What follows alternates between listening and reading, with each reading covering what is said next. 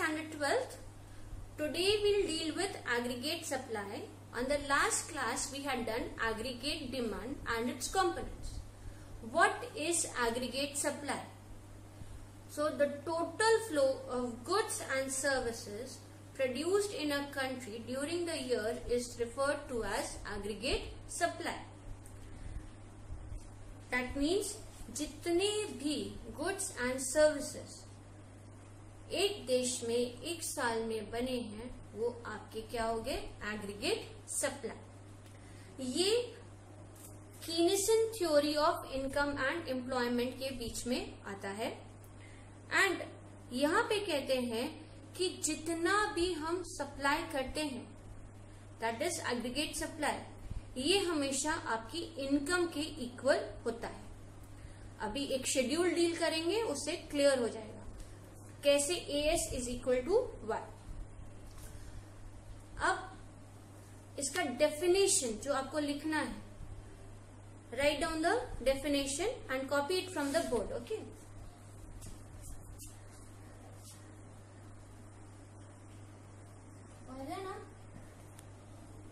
so aggregate supply refers to total volume of goods and services produced on a given level of income and employment। Generally क्या होता है कि जितना भी हम इनकम कमाते हैं, income is represented as Y, जितना भी इनकम कमाते हैं उसमें से कुछ पैसा खर्च करते हैं, that is known as consumption expenditure, और बाकी पैसा को क्या करते हैं तो सेव करते हैं, दैट इज सेव। तो that means income is equal to consumption plus save. Okay, and we'll just now we'll see how AS becomes equal to Y and Y is equal to C plus S। Y आपका है income, C हो गया आपका consumption और S हो गया आपका saving.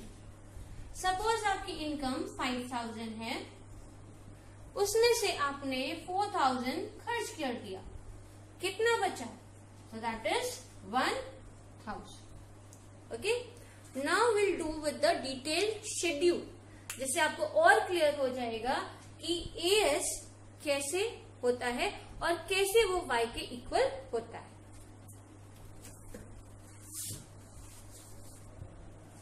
Okay, on the last class we had done the schedule. Let income equal to 0, 100, 200, 300, 400, 500, 600 and let consumption equal to 90, 180, 270 and so on। और I को हम लोग ने अज्यूम किया था 10। क्यों कांस्टेंट था? क्योंकि ये कैपिटल एसेट्स में पैसा लगाते हैं जो चेंज नहीं होता। तो आज हम लोग I को भी नहीं देखेंगे, हम लोग सिर्फ क्या करेंगे, हमें पास Y है, हमारे पास C है, हम क्या निकालेंगे? S। कैसे निकालेंगे? तो S is equal to Y minus C। तो 0 minus 90 minus 90, 100 minus 180 minus 80, 200 minus 270 minus 70, 300 minus 360 that is minus 60, 400 minus 450 that is minus 50, 500 minus 540 that is minus 40 and then 600 minus 630 that is minus 30। ठीक है, अब हमको निकालना है AS। AS का formula C plus S। तो 90 minus 90 add किया कितना हो गया? 0। 180 माइनस 80 ऐड किया कितना हो गया? 100। 270 माइनस 70 ऐड किया कितना हो गया? 200। 360 माइनस 60 ऐड किया क्या हो गया? 300। और इसी तरह 400, इसी तरह 500, इसी तरह 600। क्या पता चला? जैसे Y है सेम क्या है? AS है। तो इसी से हम कहते हैं कि Y is equal to AS। Okay, और क्या कह सकते हैं कि जैसे जैसे Y इंक्रीज हो रहा है, 100 का यहाँ Y में इंक्रीज हो रहा है, उसी तरह AS में भी उसी तरह का इंक्रीज हो रहा है। तो क्या कहेंगे? Proportionate change in Y is equal to proportionate change in AS। Okay, अब ये जो शेड्यूल बनाया, इस शेड्यूल से आपको क्लियर हुआ कैसे Y AS के इक्वल है। और यहां से ये भी क्लियर हुआ कि proportionate change in y is always equal to proportionate change in as। अब इसी चीज को हम लोग ग्राफिकली करेंगे, ठीक है। Okay, on the axis OX axis we are showing income, और इनकम को y से रिप्रेजेंट किया था, ठीक है। On the y axis we are going to show AS, ठीक है। अब क्या पता चलता है कि y100, यहां भी स्केल डाल दें,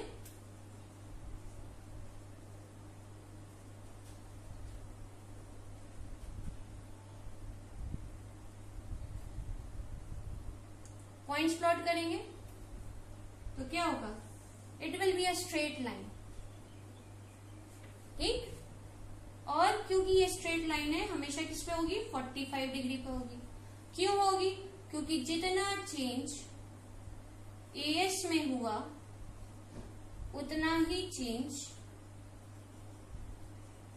Y में भी हो रहा है। इसी को कहते हैं कीनेसन लाइन।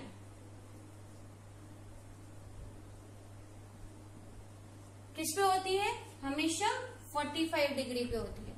क्यों होती है, because proportionate change in AS is always equal to proportionate change in Y. Okay, I'm sure AS सबको क्लियर है। नेक्स्ट क्लास में हम लोग आगे डील करेंगे।